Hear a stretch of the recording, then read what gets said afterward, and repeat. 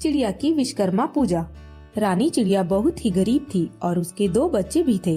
रानी चिड़िया के पति की मौत तभी हो गई थी जब रानी चिड़िया ने अपने अंडों को जन्म दिया था और इसलिए अब वह अपने दोनों बच्चों को पालने के लिए रानी चिड़िया मजदूरी किया करती थी। ऐसे ही एक रात रानी चिड़िया को घर आने में देरी हो जाती है। रात काफी थी। रानी चिड़िया अपने औजारों को पीठ पर लेकर उड़ रही थी। तभी अचानक बारिश आ जाती है और बारिश को देख रानी चिड़िया एक पेड़ के नीचे रुक जाती है और बारिश रुकने का इंतजार करती है, लेकिन बारिश रुकने का नाम ही नहीं ले रही थी। ये देख रानी चिड़िया खुद से बोलती है, रानी चिड़िया, हे भगवान, ये बारिश तो रुकने का नाम ही नहीं ले रही है। अब मैं क्या करूं? मेरे बच्चे घर पर भूखे होंगे। अगर मैं यूं ही बारिश रुकने का इंतजार करती रही तो घर जाने में काफी देरी हो जाएगी। वैसे ही बहुत समय लग चुका है। रानी चिड़िया खुद से बात कर ही रही थी। तभी वहाँ पर रानी चिड़िया का एक दोस्त तोता आता है। उसको पेड़ के नीचे देख तोता उसके पास जाता है और उससे बोलता है, तोता, क्या हुआ रानी बहन, तुम इतनी चिंता में क्यों दिखाई पड़ रही हो? रानी चिड़िया, क्या बताऊं भैया, मैं यहाँ अपने औजारों के साथ फंसी हुई हूँ और वहाँ मेरे बच्चे घर पर अकेले भूखे हैं, मेरी राह देखते होंगे। तोता, बस इतनी सी बात, लाओ अपने औजार मुझे दे दो, मैं ये औजार तुम्हारे घर तक छोड़ देता हूँ। रानी चिड़िया मन में, आज के जमाने में किसी पर भरोसा करना सही नहीं है। क्या हो गया अगर तोता भैया मेरा दोस्त है तो, पर मैं उन पर भरोसा नहीं कर सकती हूँ क्योंकि मैं तोता भैया को ज्यादा थोड़ी न जानती हूँ। और जैसा भी है, ये औजार मेरी रोजी रोटी है, मैं इनको किसी और के हाथों में कैसे दे सकती हूँ? तोता, क्या हुआ रानी बहन, तुम किस सोच में पड़ गयी? लाओ मैं तुम्हारे औजारों को तुम्हारे घर छोड़ दूँ। रानी चिड़िया, वो नहीं तोता भैया, आप इतना कष्ट मत कीजिए, मैं अपने औजारों को अपने घर ले जाऊंगी। तोता कुछ बोलता तभी बारिश भी रुक जाती है और बारिश को रुकते हुए देख तोता हंसते हुए रानी से बोलता है। तोता हंसते हुए, कोई बात नहीं है, भगवान भी चाहते हैं कि तुम खुद की मदद करो, इसलिए देखो बारिश भी रुक गई है। रानी चिड़िया, हे, हाँ सही भैया, आपने सही कहा, चलो अच्छा मैं चलती हूँ।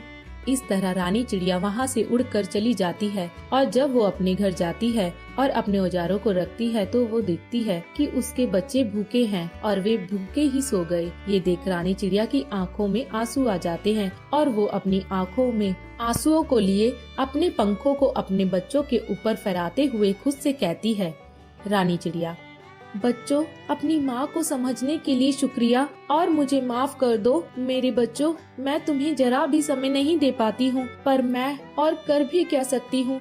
जब से तुम्हारे पापा इस दुनिया से गए हैं तब से मैं भी अपने बच्चों और जिम्मेदारियों के बीच फंस गई हूँ।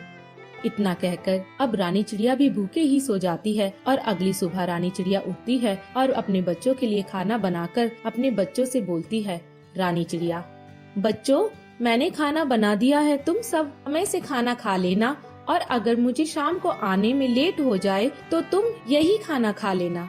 बच्चे, ठीक है माँ। अब क्या था, रानी चिड़िया वहाँ से उड़ जाती है और अपने काम पर चली जाती है और वो अपने काम पर जा ही रही होती है तभी उसको एक बूढ़ी कौवी दिखती है जो उससे बोलती है, कौवी, बेटा, कल विश्वकर्मा पूजा है, मेरे घर में अनाज का एक अन्न नहीं है और ना ही मेरे पास पैसे हैं, इसलिए बेटा मुझे कुछ पैसे दे दे। रानी चिड़िया मन में, अरे हाँ, कल तो विश्वकर्मा पूजा है, मुझे भी अपने बच्चों के लिए मिठाइयाँ लेकर जानी होंगी और अपने औजारों की पूजा करनी होगी, लेकिन मेरे पास ज्यादा पैसे नहीं हैं और मैं अम्मा को भी खाली हाथ नहीं जाने दे सकती, पर मैं क्या करूँ तो करूँ क्या?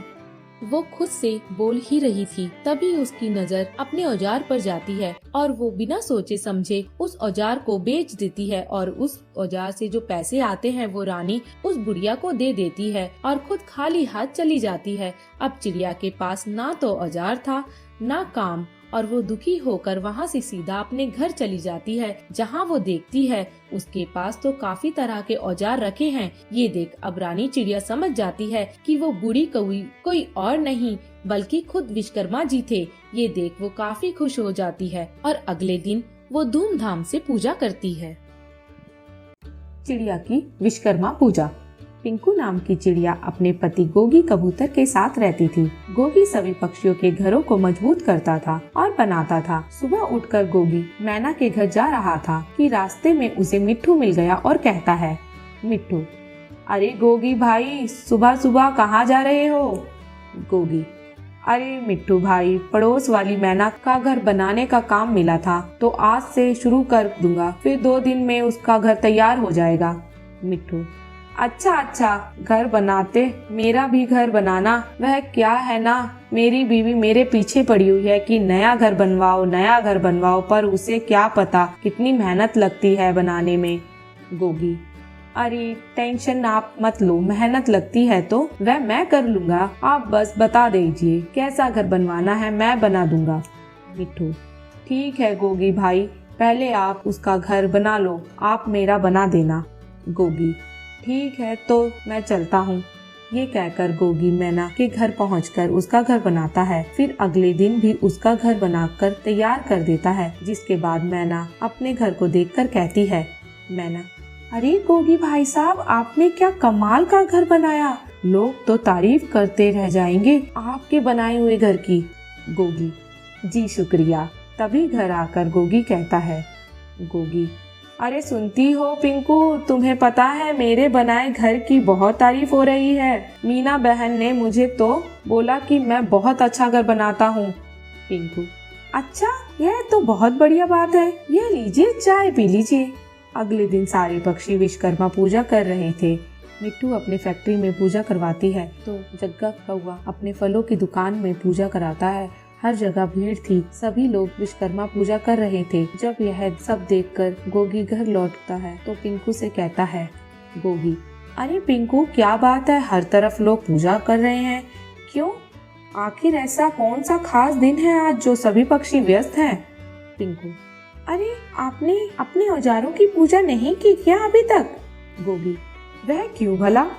पिंकू, अरे सब विश्वकर्मा पूजा कर रहे हैं। इस दिन सभी लोग अपने उस काम या औजार की पूजा करते हैं जिससे उनका घर चलता है, और उस दिन उस औजार को यूज भी नहीं करते। तो आप जिनसे घर बनाते हैं उनकी पूजा क्यों नहीं की? उसी से ही तो आखिर आप हमारा घर चलाते हैं ना, तो उन्हें सम्मान देना भी जरूरी है, इसलिए विश्वकर्मा पूजा कीजिए जल्दी से।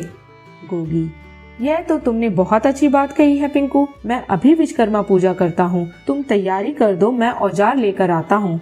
ये कहकर वो अपने सारे औजार ले आता है। साथ ही पिंकू पूजा की तैयारी कर लेती है, जिसके बाद वह अपने औजारों पर फूल फेंककर प्रार्थना करता है। गोगी, हे विश्वकर्मा बाबा, मेरी भूल के लिए मुझे क्षमा करना, बाकी आप अपनी कृपा हम पर ऐसे ही बनाए रखना। जय हो विश्वकर्मा बाबा की।